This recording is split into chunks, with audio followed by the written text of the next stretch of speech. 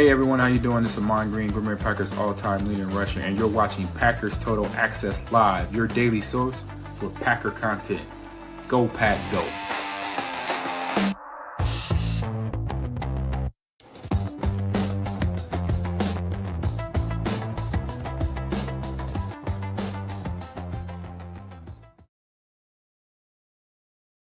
What's up, guys? Welcome into Packers Total Access. My name is Clayton. You can check us out on packernet.com. Find me on Twitter at Packers_access. Joined alongside Tim in Green Bay here to break down a little Packers-Eagles preview. You guys know last night we ended by talking about the Packers offense against the Eagles defense from a PFF preview standpoint. Tonight, we're going to dive into the Eagles offense versus the Packers defense. All right. We'll also wrap up with a little bit of a Jordan Love talk. Many people talk about Jordan Love and they think he's inaccurate and he's not clutch, both of which could not be further from the truth. We'll break down what we mean by that. And then tomorrow we're going to do our live stream where we're going to be doing a double hate watch party. All right. I'll be calling the Chicago Bears game, which it sounds like they may get some snow tomorrow. That's exciting in Chicago. And then, of course, Jacob will be watching and giving us play-by-play from the Vikings game. So if you guys want to come in here in the 1 o'clock window, no Packers football, obviously, but we're going to break down in real time a couple of NFC North teams playing there. So that's what we get on tap tomorrow. And then tomorrow night for the show, we'll do the game plan, all right, which we'll dive into the detailed game plan you guys can find on Patreon. Before we get into everything tonight, though, if you would do that YouTube stuff for us, hit like, hit subscribe. If this is your first time tuning into PTA, welcome. Thank you for making us a part of your evening. We're not experts. We're not insiders. We're not media members. We're fans just like you talking Packers on the daily. So if you're looking for that type of content, make sure you click subscribe, hit that bell icon so you're notified when we go live here in the future. Tim, you ready to break down a little Packers Eagles here this evening, man? Yes, sir. Monday Night Football around the corner. Let's do it. I'm excited about it, man. And we got people noticing. Caterpillar says, love the snow background. We do this every November, man. Once November hits, we got to break out the cold weather background here. We got one for the day, a couple for the night. Look at this one right here, too, Tim. You want to take a look outside of Lambeau real quick? How about that? Oh, there it is. Snow glow, baby. Love it. Got to keep it in. Got to keep it in the bowl for right now. But anyway, that's what Jacob said somewhere running from the law. Keep it in the bowl. Don't spill it out of the bowl. So, all right, here we go. Let's get into it.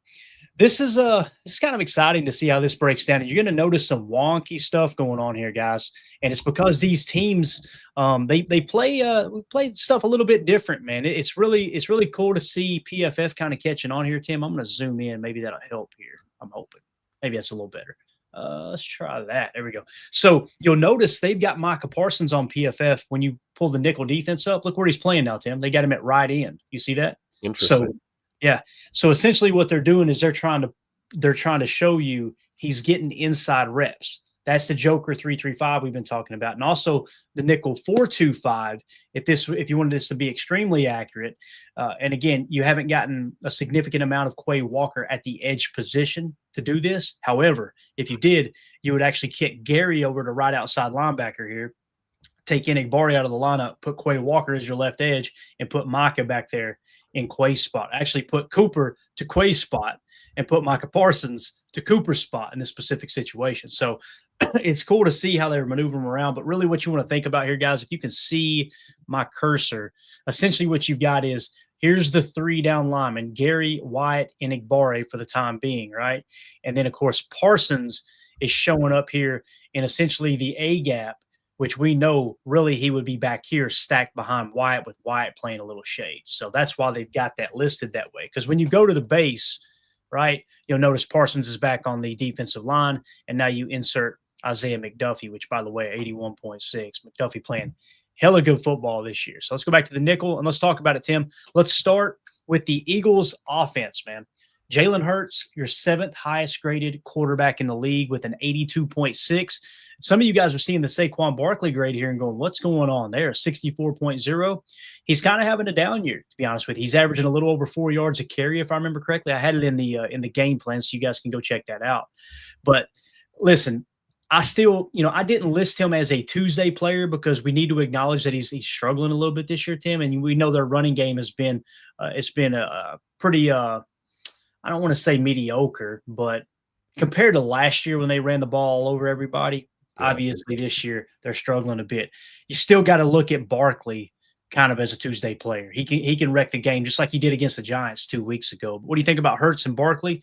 Obviously, that's two key cogs in this Philadelphia Eagles offense. Yeah, just because they're not, running as efficiently as maybe they did last season doesn't mean you sleep on on Saquon Barkley. I'm big on the, you don't live on reputation, you live on what you do out on the field. And if anything, it should be more cause for concern because obviously he's going to be trying to get going and get back on the right track. And, we know Philly's got this whole line that's capable of doing it. So, I think you acknowledge that maybe he's a little down on his performance this year, but you can't ignore Saquon Barkley, man, and Jalen Hurts for that matter too, because he can beat you with his feet when he wants to. Oh, yeah. No doubt about it, man. No doubt about it. Corey Murphy in the chat says, hopefully that Madden curse is affecting the stats. There you go. The Madden curse strikes again, obviously. So was it last year they had Christian McCaffrey on the cover? Am I thinking right, guys? Yeah. And Christian McCaffrey got hurt and fell off the map, right? I mean, it's pretty wild. It's not 100% accurate talking about the Madden curse, but it's definitely well above 50% that happens for sure. So pretty wild there. Not so cool in the chat says, damn, Philly's O-line looks pretty good. Yeah, it's another reason why I want Kennard to get a few more reps with the Packers, man. When he's been on the field, he's looked pretty good. And you guys know we poached Kennard off of this roster earlier this year. So they do have a solid offensive line. As you can see here, Mailata at left tackle, 80.2. Flip it over to right tackle. You got Lane Johnson, 76.3. So those edges are nice and secure. Go to the middle. You got Juergens at center, 65.7. Dickerson at left guard, 66. You flip over to right guard, you got Steen, a 69.1. Just a solid offensive line here. And I'm trying to remember, Tim, we got the final injury report, and I'll just kind of reference it for everybody here. Let's see. Cam Juergens is out for this game. So there you go. Juergens is definitely out. So that's huge, man, because, again, I know the grade doesn't look crazy good at a 65.7, but he's the 15th highest graded center in football. So obviously, when you got to go to a backup, it can be an issue, man. That's going to be a key emphasis, man, right? Get loud, Lambeau. Home field advantage. Let's use it. Let's use it to our best, best advantage here. The signal caller trying to communicate with a backup center on the road. We can be loud on defense. Help out. Yeah, definitely. And shout out to Jen Wright, became a member here once again on YouTube. Appreciate the support, Jen. Thank you so much. So, yeah, when you look at their offensive line compared to our defensive line, and again, you're going to get a lot of mixing and matching here. I kind of wish they would just show the other defensive tackle for us in this regard. If that were the case and we flipped it over to base just to get an idea, Kobe Wooden up to a 66.7, Tim, having a hell of a year. Again, 37th highest graded defensive lineman according to PFF. Devontae Wyatt next to him at a 71.4. And then Micah Parsons on the edge, 92.0, the second highest graded edge defender. Rashawn Gary up to a 73.7, the 33rd highest graded edge defender. So our defensive front playing pretty stout. That's the defensive front you're going to see the majority of the day. But when we get in those 11 personnel / nickel 4-2-5, nickel 3-3-5 type looks, or the Joker 3-3-5, Joker 1-3-3-5 that we talk about, you're probably going to get a little more of this look right here. Okay, so just want to kind of shine light on both there. And Enigbare, Tim, he snuck up on me, man. 70.5. It's pretty solid this year, dude. I'm pleasantly surprised with Kingsley Enigbare's play this year. We talked about that a lot, during the offseason. What was this season going to look like for him? Was he potentially trade bait before the deadline? And I think he really blew the doors off this season so far, exceeding expectations. We see him, other than the one, I think he had one goofy penalty. He's really cleaned his game up. We used to worry a lot about him with the procedural penalties and things like that. But he's having a damn good season for us, right on schedule, too. We love it. He is. And the big thing that sticks out to me, man, we got to start giving him credit for this run defense being good, because he seems to be a key player there, right? Absolutely. Again, we keep hearing that about these edge guys, right? That, they're liabilities in the run game, and they just keep proving people wrong every single day, whether it's Micah Parsons, whether it's Kingsley Enigbare, Rashawn Gary, LVN. God, I can't wait till LVN is healthy, because he's really been playing well against the run. Our edge group is definitely more versatile, I think, than they were last year. And I think a lot of that is, credit to DeMarcus Covington, man. Coach Covington out there really got these guys playing well. Yeah, so again, with Kingsley Enigbare, 73.8 run defense grade, 60.7 pass rush grade. You'll probably need that run defense this week, although it is kind of an odd year. You can find it in the game plan over at Patreon. The Eagles are actually passing the ball this year better than they're running the football, which is really, really strange. You can go check that out before we highlight it on the show tomorrow at patreon.com/Packer Fan Total Access. All right, so there's our defensive front against their offensive line. We talked about the running back and their quarterback. Let's talk about our stack backers here, man. Edgerrin Cooper up to a 75.2, 11th highest graded linebacker in the game. So he's creeping up on that 85.6 that he had last year, Tim. You know, you can look at it one of two ways. Coming out of last year, you could go, okay, he's going to be a dog, but there may be a sophomore slump, or that's just a huge fluke and he's going to be a bad football player. Man, it seems like he is trending towards repeating in the 80s on PFF. All he's got to do is just continue doing what he's doing as he's gotten better over the last few weeks. Edgerrin Cooper's a dog, man. So glad he plays for the Packers. That's going to be crucial having him at the top of his game going against Saquon Barkley and especially Jalen Hurts, who'll tuck that thing and run as well. Absolutely. And like you mentioned, the passing attack for Philly as well. So, you know, we're going to need that versatility and that movement from Cooper. Particularly dealing with, you know, Dallas Goedert, you know, in the tight end spot too, is going to be, you know, a target. Plus, you know, Brown is a big target. It helps to have these athletic linebackers moving around near that line of scrimmage. Yeah. And Caterpillar in the chat says JJ Enagbare might not be the most talented player, but he's got a top 5 dog in him, a lot of heart in that young man. He plays the game physical too, Tim. Like you never see him getting pushed around. He's always the aggressor on the football field. So I completely agree with what Caterpillar says there too. Yep. And then of course, Quay, listen, whether you believe it or not, PFF has Quay at a 56.5. You talk to some folks around the league, they think he's having the best year of his career. We've broken down some of the data. To me, the thing that's changed about Quay this year, I feel like he's more decisive, you know. Now, his pass rush grade is 70.1. Obviously, that points to he's more of a pass rusher than a stack backer. I believe Christian Watson's dad on Twitter agreed with that too, although he hates PFF. This has nothing to do with PFF. His opinion was, I think Quay Walker's an edge defender. You know, that's something to think about. I think it's the last year of JJ Enigbare's contract in Green Bay. Unless he, you know, takes a very team-friendly deal, he's probably going to test the market, and hopefully we'll get a comp pick. Maybe they move Quay to edge a little bit more. We've seen it. I mean, we showed it on Chalk Talk. I think it was 2 different clips, right? 2 different plays. You guys understand, I didn't cherry pick those. I went through the game and found the 14 most important clips, plays from the game, right?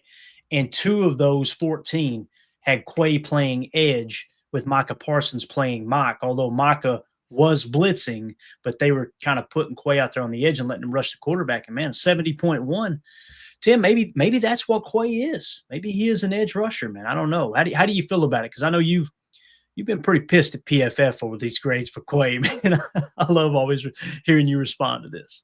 I think it's a great point that you bring up about Enigbare's contract, and you know we got to remember Quay's coming off the rookie deal too, right? And he's looking to get that paper, and I think he's playing like it. He's playing like a man possessed this year.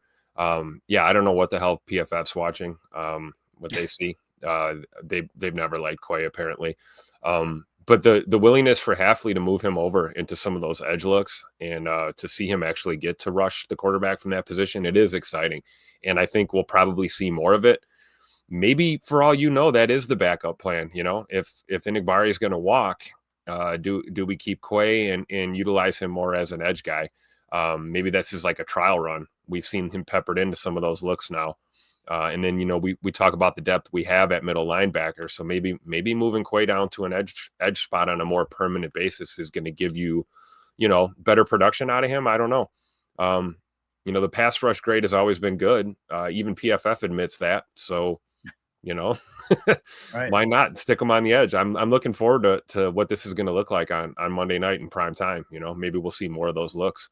Yeah, we'll definitely keep an eye on it for sure, man. It's going to be interesting. As Coach Lynn says, I'd be down for some Quay at edge. Yeah, and again, man, just put the best 11 out there for the specific situation, I think is what's most important for sure. Got Mike Hebring in here with the super chat. Mike Hebring says it's Quay's Super Bowl or superpower, sorry, pass rusher. Yeah, and see, I see him too. His ability to carry the vertical route is really good. Like from a stack backer standpoint, That's his superpower to me, is carrying vertical routes down the seam. He's got the length, he's got the size, he's got the athletic ability to flip his hips and go. Doesn't quite have great ball skills, in terms of turnaround, catching the football, that type of thing. But man, he's a physical freak in that regard. Like I said, like Tim kind of said here, Mike, and Coach Lynn talked about it as well. Would really, really like to see him at edge a little bit more to see if that's legit, because we don't truly know until he's out there more consistently. I know when he rushes the quarterback, though, boy, he pins his ears back. He's not going in there playing patty cake, that's for sure, man. So appreciate the super chat, Mike. You're the man. Jen Wright says love Quay in as a slot cornerback at 48 snaps. Don't forget that. Put some respect on his name. He'll line up in the slot too. Cover up a receiver. Let's go. And what that's really talking about is what you'll have is maybe a late rotation of a safety who's actually playing spot drop and going to the curl flat. Quay playing stack backer, may have to kick out on a slot receiver to cover in a zone. And he can do that, man. He can't vertically. It's just, like I said, underneath. He's too hesitant underneath. And we're not in the meeting room either. They may be telling him, hey, you play back, Coop, you shoot your shot underneath. That might be the game plan, right? But, who knows? All right, so there's your stack backers lined up against. Oh, let me just do this real quick because it is worth mentioning. We go to the base set here, Tim, and they go to 12. Now, they got Dallas Goedert, obviously, a 69.0 is the grade, 22nd highest graded tight end in the National Football League. So when they go to 12 personnel, they bring in Calcaterra, I think is how you say it, 43.8. So obviously, it seems like they would be better off in 11 personnel. But, boy, when they go to 12, look at McDuffie, man. McDuffie and 81.6. Tim, you look at this. Now, he's under contract this year and next year. They gave him that 2-year extension. One of these grades don't belong, but I hope it becomes the norm. 81.6, man. And how many snaps? Because I know it's showing kind of minimal snaps, but when we look at it here, what do we got total, Tim? We've got 79. I'm just going to kind of round up here. 130-something, 100. Look like about 140, roughly, right? Is what I'm seeing here. Yeah. A little over 140. That's not a small sample size. Like, McDuffie has embraced that third linebacker, third stack backer role in our base 4-3. And boy, he's played it good this year, man. That run defense grade 79.1, coverage grade 76.6. Obviously, he's not a pass rusher. That's not what you're asking him to do. Right. But you can see him lining up in the Sam. We also see, I feel like I've seen him more in the will than the Sam when they're in our base 4-3. And that's probably trying to get Cooper and Quay Walker matched up on tight ends more than McDuffie. Let him kind of work the curl flat, if you will. But what do you think about McDuffie, man? Pretty solid. I'm glad he's under contract next year too, man. Me too. I love that move that they did the extension on him, because Zay McDuffie is probably one of the most fundamentally sound backers we have on the team, and he's going to go out and execute, whether it's 20 snaps a game or you need 50 snaps out of him. You're going to get quality football, and really stepped up his coverage ability. I think, towards the end of last year and then really throughout this season, his coverage ability is something that you can't really sleep on anymore. We've always known he's really good against the run, but I think you've seen his ability to really get out there and cover, like you said, the curl flat look, kind of keep everything in front of you in the passing attack. He's Mr. Reliable, man. Nothing but respect for Zay McDuffie having a hell of a year. Yeah, no doubt about it, man. So, again, Isaiah McDuffie, you feel a lot better when you do have to go to that base 4-3 for sure. Let's kick it back out to 11 personnel. And now, I apologize for the coughing, guys. You're probably tired of hearing me apologize, but I'm going to say it every time. I know it gets annoying. But wide receivers. I don't know. I'm not a doctor. They got one of the best wide receiver tandems in the league, man. You've got Devonta Smith on one side. You got A.J. Brown on the other. And what's wild about these receivers is Devonta Smith is having a much better year than A.J. Brown at the moment. And he's kind of a take the top off guy is what he's turned into. You're talking about yards per, I think it was air yards per target, I believe it was. Both of them are over 11. Devonta Smith, kind of a smaller guy, right? Smaller stature, but obviously he's got some really good top end speed as well. A.J. Brown, if you guys dive into the game plan, you'll see that I've made a note in there. A.J. Brown is yakking it up this year, man. He's got yak yards galore. But Devonta Smith seems to be kind of the guy that's somewhat taking the top off. Not that A.J. Brown can't do that, but that's what the analytics are showing. So, again, Devonta Smith, 79, A.J. Brown, 74, and then you got Dotson in the slot at a 54.6, matching up against Keyshawn Nixon, 64.6 on the outside, Carrington Valentine, 70.3 outside with obviously Nate Hobbs' MCL being sprained. He's going to be out for at least 1 to 2 weeks, but probably a little longer, to be honest with you. And you got Javon Bullard in the slot of 61.9. Javon Bullard improving this year, and you love to see that. So, Tim, what do you think, man? How do you feel about our corners against their receivers? Because last year, A.J. Brown, week 1, cooked Jair, right? And then Devonta Smith, I don't remember him being a problem, but this year's definitely different. As you can see, man, he's off to a really solid start. His PFF grades for his career now, 77, 80, 75, 81, 79. I mean, this dude, my goodness. Of course, he was the 10th overall selection, too. Yeah, he can be a problem. He can definitely be a problem for a defense. I'm looking forward to seeing how Keyshawn and CV step up to the challenge because, we all know that they like to chirp a little bit too. And we know how, CV likes to chirp, and Keyshawn is not one to shy away from a little talk.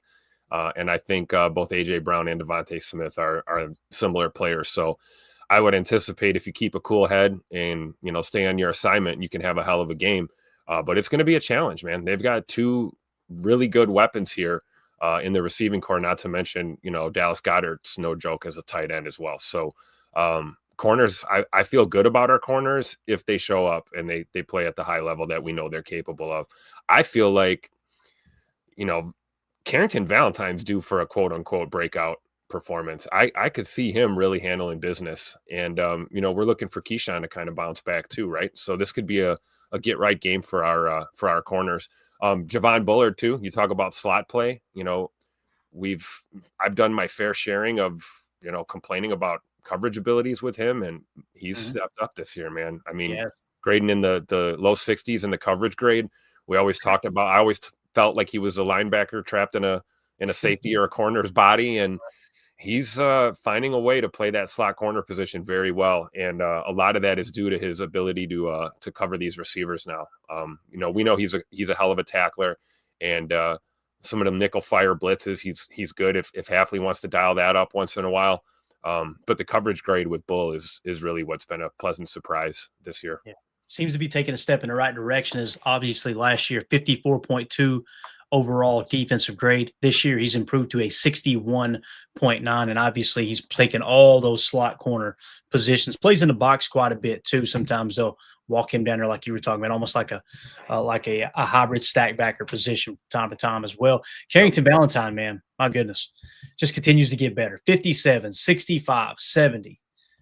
Listen, I don't want his ass back off the field ever. I want him out there. And listen, we may look up at the end of the year, Tim, and he may sink to the 50s and have a passer rating allowed through the freaking roof, right? That could be the case. But he has given us no sign of that happening. Keep him on the freaking field, you know? And he's been waiting for this moment like since the end of last season. He has never stopped grinding.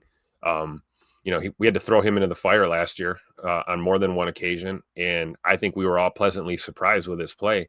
And I think he's continuing to build off of that. And this is going to be an opportunity to see some prime CV in action, man.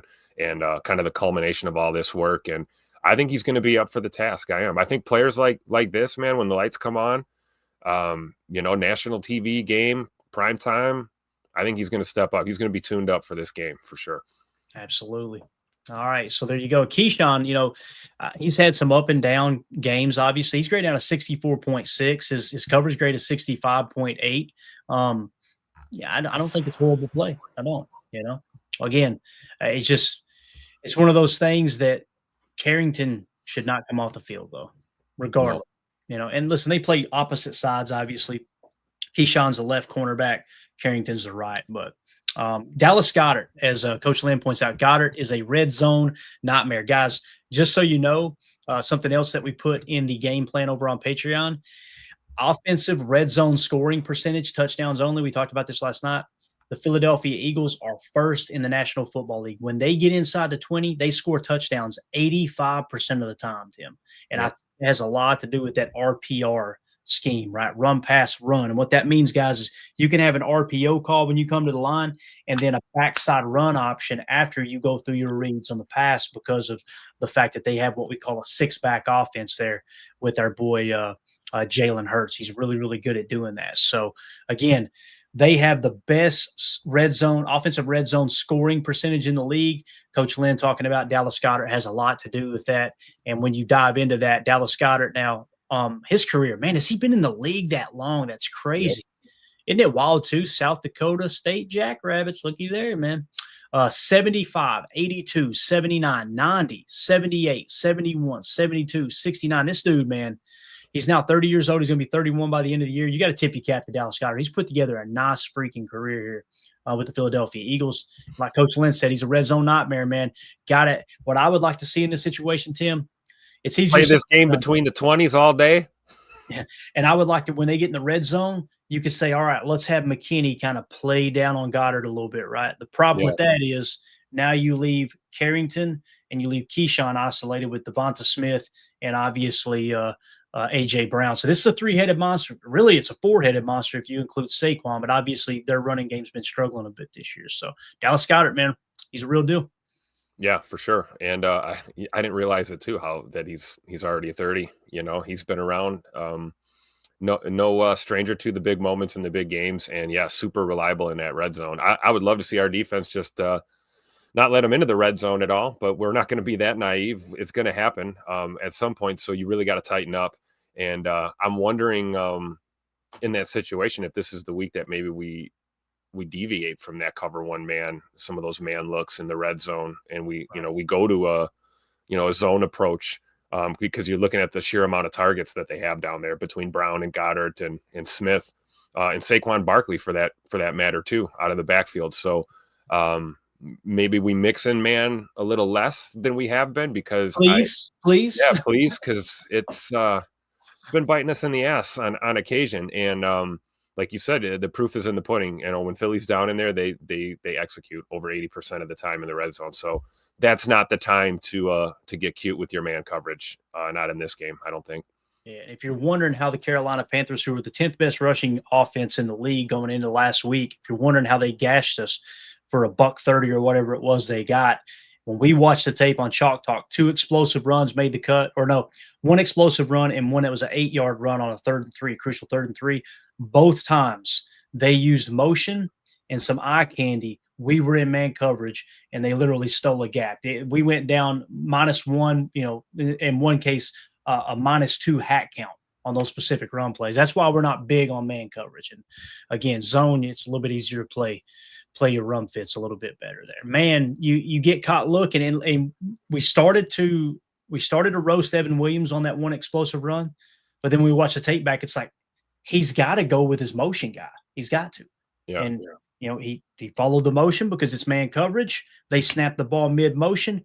He gets caught, outside or inside leverage when it should have been out, and he had to try to recover. Everything gets sealed off, and you're off to the races. So, just good scheming, And again, just would love to see less man coverage for sure. Now, when we look at the back end here at our safety position, Tim, Xavier McKinney, don't look now. He's the 12th highest graded safety in the league at a 74.3. Just starting to really turn it on. Now he's got 2 interceptions on the year, I believe. Yep. His pass rush grade, 90.1, which he got a strip sack there on Bryce Young. Unfortunately, we couldn't capitalize on recovering that fumble, if I remember correctly. But his coverage grade 70.9, run defense grade 75.7. That's the thing that stood out to me this year with Xavier McKinney. Tim, last year he was intercepting passes every other game, it seemed like, right? This year, you're seeing him bring the thump in the box. I was going to say, and you're seeing Hafley commit to utilizing him that way. I don't think we saw X playing in the box as much as, we are this year as compared to last season. And, say what you want. I think it's having a positive influence on this defense. Oh, yeah. And, you feel pretty damn good about Evan Williams back there as well. So, yeah, I love X in the box. And, against this Eagles team, we may need a heavy dose of that in this game for sure. Yeah, definitely. Jen Wright said, X going to get a pick. I'd love to see it. So Turtle says more McKinney blitz. Yeah, wouldn't mind that either. And you could help with the run fit like that. You can have what we call a run blitz and know, okay, you've got the C gap. You're contained, but go rush the quarterback. And if they run the ball, you're going to be in a good position to take some kind of outside zone or outside run and make them cut back. The main thing you got to focus on there is don't get caught peeking inside on your pass rush if it is a true run blitz and you're you've got outside responsibilities. But yeah, it's going to be really, really interesting to see how X plays in this game. Maybe he can pick one or two off of Jalen Hurts. That's the other thing that you'll find in the game plan too. They are really good at protecting the football. Tim, you want to know why they've won these close games that they have? And you look at some of the other numbers and it don't look great. It's because they're the best team in scoring in the red zone, and they're the best team in the league in terms of not giving the ball away. I think they're averaging 0.4 giveaways per game, which is best in the NFL. So, again, that's how you win the ball. Like Matt LaFleur says, you win the ball, you win the game. So this is really cool, man. Evan Williams grading out higher than Xavier McKinney at a 75.8. Evan Williams, man, they hit on him, dude. 4th round, 112th selection. Rookie year, 72.3. This year, 75.8. Man, it's awesome knowing that Evan Williams is on his football team, dude. He's only going to get better as time goes on, too. And you see here, Tim, he has played in the box 104 snaps this year, right? Xavier McKinney in the box this year, 162. Still got a rotation, but what we're showing on tape on Chalk Talk, it's holding true throughout the entirety of the season in the specific snap counts for our safety room. McKinney's been in the box more than Evan Williams, and Evan Williams is holding up on that back end, man. As you can see here, his coverage grade 71.8, run defense grade 78.0. So for a defensive grade of 75.8, really love Evan Williams here, man. Yeah, you talk about a safety bringing the thump. Evan Williams doesn't get a lot of credit. He's a hard hitting safety, seriously, when he wants to be, and coverage skills, but also that ability to play down in the box. And you got to love it. We were fired up on the draft stream when we ended up drafting him, the kid from Oregon. But I think year 2, he's, kind of had some ups and downs, but he's playing really good football for us this year. And that's such a great tandem. We're blessed to have him and X back there in the secondary. No doubt about it, man. So there you go. There's your PFF preview. The Eagles offense against the Packers defense. Let us know in the comments if you're watching this video back later. How do you feel about this matchup? Do you think the Packers can hold up against the Eagles? The point spread obviously went from 2.5 down to 1.5. It flirted with 1 point. I think it settled back in at 1.5. So this is about as close to a push as you're going to get. Even though we are technically the favorites, when you remove that home field advantage points that you typically get, 1.5 to 3 points. This should be one of those games, man. It's going to be an absolute blast. And listen, I know this game is not going to decide whether the Packers make the playoffs. There's a portion of the fan base that seem to think that. It's going to play a big role, don't get me wrong. But Tim, Monday Night Football, you're going to be in there, in Lambeau, in the cold. Dude, I don't think you're going to have any problem staying warm. This is going to be playoff atmosphere, no doubt about it, man. Oh, yeah, for sure. And, you could say that, though, right? For all intents and purposes, this game has playoff implications. And, if you're the Green Bay Packers, man, you just dropped a game at home that you should have won. I got to believe in our team, man, that these guys are going to be fired up and ready to go out there and give the Eagles all the hell that they can throughout the game. And I'm with you, Clay. I'm looking forward to another nail biter. It's going to be a close game. I think this game is going to be decided by less than a touchdown. I really feel that. Yeah, definitely. Joe Pack Joe says, did the Maka injury cause the drop from 3.5 to 1.5? No, it didn't, Joe. There's a lot of conversation that goes on, like when a star player, ends up dropping out of a game or what have you, the points will move a little bit. You're talking about, a number 1 wide receiver being declared out early on in the week, that might cause a 1 point swing. But the thought of a 1.5 to 3.5 point swing, or going from 3.5 to 1.5 because Maka's got a chest injury that we all kind of knew about, he's going to play. I don't think that had anything to do with it. I think it had more to do with all the money and all the tickets, like to the tune of 90+% of the money and 80+% of the tickets were on Philly +2.5. So what they do is they lower that number down, right? What Vegas's goal is to get it as close to 50-50 split on who you're betting on, right? That's how they're going to kind of make their safest money, is how that works. So I think it's more to do with how much of the public was on Philly as opposed to a player missing. Again, this star players, number 1 receivers, quarterbacks, definitely they can swing the point spread a little bit, but I don't think just Micah Parsons being limited with the chest injury swung that in any way. I could be wrong though, Joe. I could be wrong. My gut's telling me that's not the case though. So Caldwell Corner in earlier says, got that snow background now, snow game Monday. Let's go. Yes, should be some flurries out there they're calling for. Going to be a chilly night at Lambeau. Also tomorrow, if you tune into our watch party, we're going to be doing a hate watch party for the Bears game and the Vikings game as well. Bears, Tim, I was looking at the forecast for Chicago tomorrow. Guess what it is? It's, yeah, here you go. It's 1 to 15 inches is what I heard. Wow. Let me translate that. The weatherman said, boys, I don't know what the hell's going to happen here. This could be lake effect snow. We might not get anything. Let's just settle in somewhere between 1 to 15. It's just wild. So hopefully we get a blizzard-like conditions for a watch party. That'd be a blast. Hey, I love it, especially outdoor stadiums, right? Outdoor football in the elements. Nothing better, man. Are you going to be available for that? Or you got plans, man? What's your plan? I got a little bit of stuff going on tomorrow, but I'm gonna pop in for the hate watch party. You know I have to. I have to. I'll do my best Ben Johnson impression while I'm there. If it's 10 minutes or the entire thing, Tim, hop in. It's going to be a blast. It's going to be very laid back, guys. We're not going to be trying to talk the entire time. There'll be times we have to step away. Obviously, the game lasts about 3 hours, something like that. So we'll be in and out. But for the most part, you'll have somebody in here talking ball with you. It'll be a lot of fun, man. We're just getting your ready to go. Right, Ben. We'll watch some good NFC North football and do it stress-free. That's always a blast. So packed for SBLX says in the chat, this was the game we needed. 11 personnel and let Golden and Watson run. I agree you should press into 11 a little bit more. But, Tim, I think people are going to be surprised by Musgrave. I do. The yak, I don't expect the yak that Tucker Kraft had. But I think he'll catch every ball that Tucker's caught this year, and he'll be able to get open, might even be able to get open a little bit better than Tucker. Tucker's not like a huge separation guy, right? And one thing Musgrave has, he has that stride length.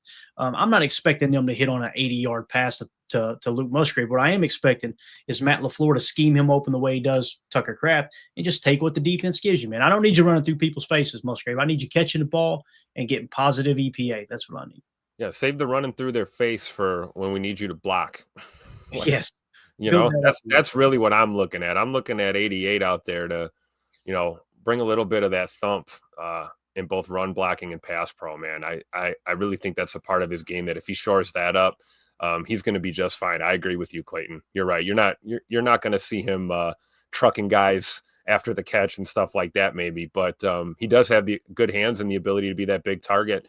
And I really think that our passing game is going to continue to thrive through the tight end position, even with, Musgrave being out there instead of Kraft. I'm just looking for him to do what we've seen Tuck Norris do so many times in the blocking fits, so we're going to need it on Monday night.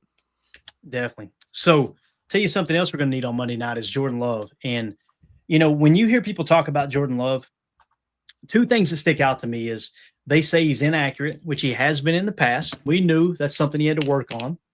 And listen, other than Josh Allen, most of the time quarterbacks come to the league, they don't have a huge jump in accuracy. It's just the reality of the situation. Jordan Love's improved by that. We're going to talk about that. Also, they say he's not clutch.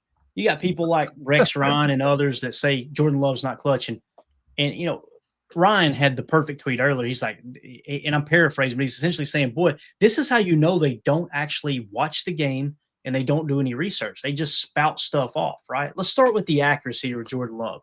So NFL Stats tweeted this out. Quarterbacks with the best completion percentage this season. Drake May, 74%. Jared Goff, 73%. Jordan Love, 70%. Josh Allen, 70%. Sam Darnold, 70%. Okay. Jordan Love actually has the edge over Josh Allen and Sam Darnold at 70.8%, right? Quarterbacks with the worst completion percentage, Cam Ward at 57%, Trevor Lawrence at 59%, Dylan Gabriel 59%, Michael Penix 60%, Bo Nix 60%. Now listen, the Broncos are playing pretty good football. They got a good record. Bo Nix, I think, is a good quarterback. Those guys on the bottom, that doesn't mean they're bad quarterbacks. But what it does mean is the guys at the top here, Jordan Love being one of those five, he has fixed the accuracy issue. Now listen, we talked last year. Think about this. Rewind. Second half of 2023, he was dominant. Jordan Love was, he could knock a gnat off a bull's ass with a BB. You know what I'm saying? Like, it was just, he was on a dime the second half of the season. Then you come out in 2024 and he struggles. Well, of course, he's battling 3 injuries. He's throwing off platform. He can't step into the throw with the knee. He ends up hurting his elbow. He ended up, a groin, I think he strained or partially tore, whatever it was there throughout the season. So he's battling that stuff. We coming in this year going, all right, now that he's healthy, let's get a better look at this. His accuracy's improving tremendously. But and he's here's a what's grown-ass man now. And he's done this, Tim, without Christian Watson, who's just been back for 2 games now, without Jaden Reed, who's been his leading receiver the last 2 years. And they're also implementing and getting acclimated to the system and the team and the scheme and everything else, 2 rookie receivers in Matthew Golden and Savion Williams. I mean, this is just wild. If he continues at this, if he stays above 68% for the year after losing his top target in Tucker Kraft, man, you're talking about Jordan Love starting to step into that top 5 realm of quarterbacks and setting himself up to go top 3. Again, I feel like he's protecting the football pretty well. He had one bad decision that last game, but for the most part, he's protecting the football really well. And what's he up to? Like, is it 10 touchdowns, maybe 11 touchdowns and 2 picks? I'll pull it up here in a second and give you the exact number. But what do you think about this, man? Jordan Love, accuracy, dude. Tim, I didn't expect this. I expected anything over Aaron Rodgers' career average of 65%, we're good.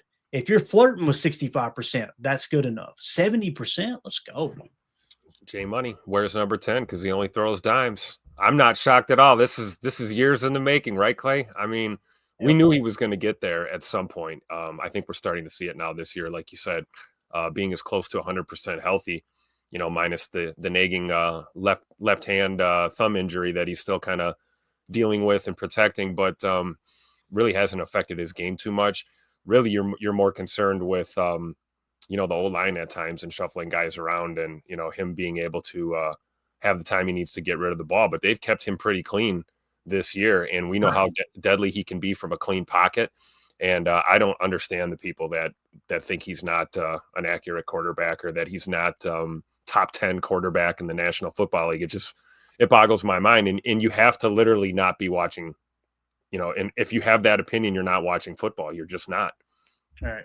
You're probably just regurgitating what other people are saying. Listening to that earpiece that they all wear on the network. They have the little, where someone's telling them what they should be saying. Yeah, exactly. So Jordan Love, just to correct that, 13 touchdowns, 3 interceptions. Let's go. We talked about it coming into the year, man. If you can hit 30 touchdowns and keep it single digit interceptions, Packers are going to the playoffs.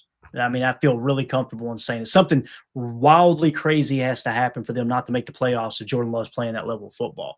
And again, the other thing that gets thrown up all the time, Tim, is his clutch ability or lack thereof, right? Well, he's not clutch. When the game's on the line, you can't trust him. Check this out. Daddy's Lambo, which is a really good follow over on X. Make sure you guys go give him a follow at TAN, TAN _ BRUSS. He said, quote, Jordan Love is unable to make clutch plays. And he throws this graphic up, all right?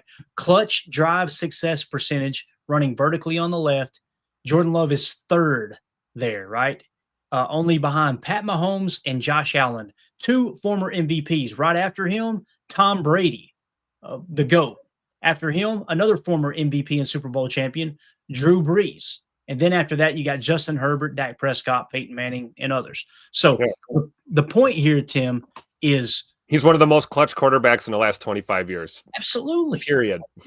And again, this is what it says. Opportunity equals down 1 to 8 points in the final 5 minutes or overtime.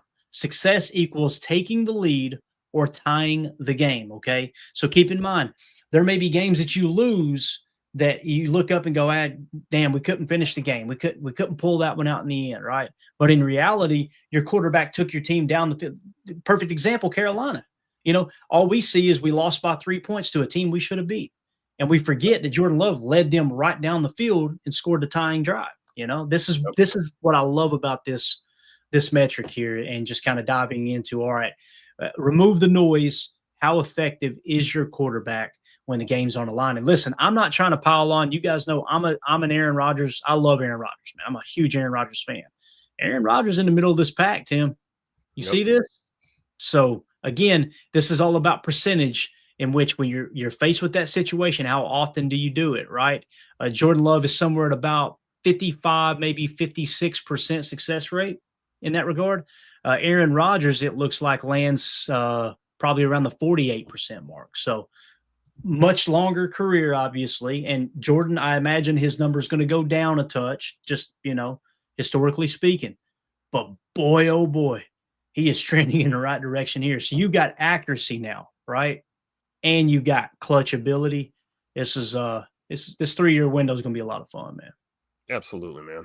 And I just love this metric too. You're right. You know how you break it down. I don't understand. I mean, you look at this, it's like he's elite. He's an elite company right here. I mean, there's really no debate. Granted, this is just one metric, but you combine that with what we talked about, the improving accuracy. We talked about command pre-snap behind that line of scrimmage, being able to, check in and out of, run or pass play based on the situation, reading a defense, all the things that he learned, behind Aaron Rodgers for those seasons. I mean, they're paying off right now. And, like I said, you got to be blind or not watching football to really feel like he's not that dude, because I think he is. We've always thought he is. We knew it was going to take time. The Green Bay Packers knew it was going to take time. That's why they drafted him and put him behind a Hall of Famer. And, that window's wide open, Clay, and it's only the beginning. Yeah, absolutely. I had to roast my boy Adam Shine again the other day, man. Oh, yeah? Did you tell him to get his shine box? Yeah, I gotta find this for you real quick. And this has to do with Jordan Love, obviously. And it's just it's so funny that people tweet stuff out and it's like they forget, oh yeah, I did say that, right? Yep. And they think that people aren't going to go pull the receipts and maybe they don't care. Maybe that's the case, right? But to me, it seems like these guys that have this huge media following, right? Like Adam Shine is the one that really comes to mind. If you guys remember, I had an interaction with Adam Shine. I think it was it last year? I believe it was last year, Tim, if I remember correctly. So he basically tweeted out, what was it he said? Let me click on it real quick. He said, how about my guy Jordan Love? This is in 2023. How about my guy Jordan Love? 3 straight terrific games and 2 monster upset wins. He has proven me wrong during this stretch, right? And the way he said it in this video was kind of like it was almost like a backhanded compliment, right? This is referring to his previous statement where Adam Shine, what was it he said? He said, listen, Jordan Love can't play football, period. Like that was his statement. Jordan Love can't play football. And now look he responded to me. He said, Clayton, I literally said all day yesterday, I was dead wrong, not following here, but thanks for sharing. So he's saying, I admitted to being wrong all day yesterday, right? So check this out, Tim. Fast forward, right? Wait, can we go back down? Go back down to that real quick. That's a great screenshot. That should be his profile pic right there. Right. So we go back now, November 6th, okay? This was 2 days ago. Look at what he said, Tim. As if we don't have everything, right? As if we don't have the receipts. I got to watch that video because it might trigger something.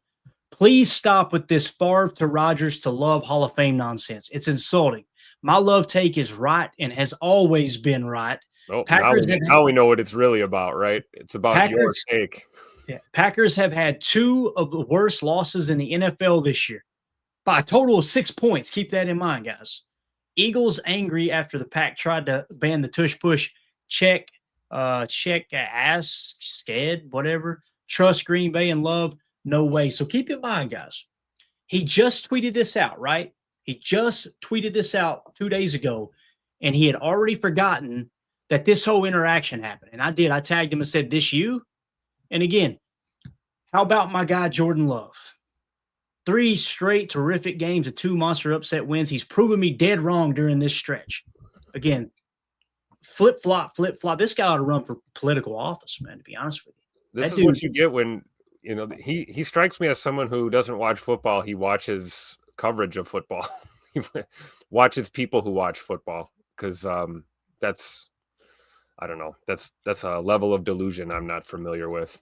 Listen, if you've got a take that's wrong, I get it.